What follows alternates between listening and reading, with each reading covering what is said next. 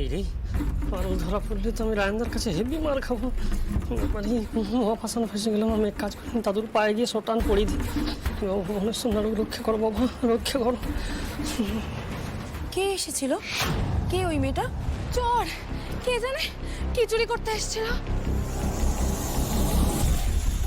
কি রে রায়ন, ধরতে পারলি না? না, বেটা পালিয়ে গেল। আমি তো বুঝতেই পারছি না, ভর সন্ধ্যেবেলা বাড়িতে চোর ঢুকলো কি করে? সেটা রায়ানকে জিজ্ঞাসা করো। ওরা তো দরজার সামনে দারোয়ান হয়ে দাঁড়িয়েছিল,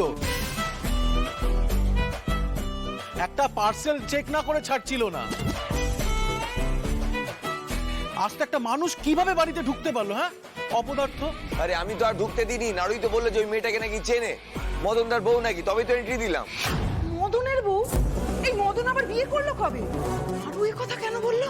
নাড়ু বাড়িতে চোর ঢোকালো নাকি? এই নাড়ু কোথায়? কোথায় নাড়ু? ওকে ডাক। আরে নাড়ু তো ভিতরেই আছে, ওকে পরে ধরতে পারবে। আগে দেখো কারণ কোনো জিনিস চুরি গেল কিনা। আরে দাঁড়াও দাঁড়াও দাঁড়াও তো, এরকম ভর সন্ধ্যেবেলা বাড়ি ভর্তি লোকের মধ্যে কে চুরি করতে আসবে? কার এত সাহস হবে? আরে না হলে মেয়েটা মিথ্যে বলে ঢুকবেই বা কেন? কে ও? কি চায়? রজত। হ্যাঁ রজত বল। কিরে, তোদের পারফরমেন্স কেমন হলো? একবারও জানেন না তো ভাই। পারফরমেন্স? কিসের পারফরমেন্স? ওই ওয়ান অ্যাক্ট পারফরমেন্স যেটা আজকে ছিল। আরে তোদের বাড়িতে যে মেয়েটা থাকে পারুল, ওই তো আমাদেরকে বললো। কি পারুল বলেছে? হ্যাঁ, ও তো এসেছিল আমাদের রিহার্সাল রুমে। পারুল রিহার্সাল রুমে এসেছিল দেখা করতে? কখন এসেছিল, কি করতে এসেছিল?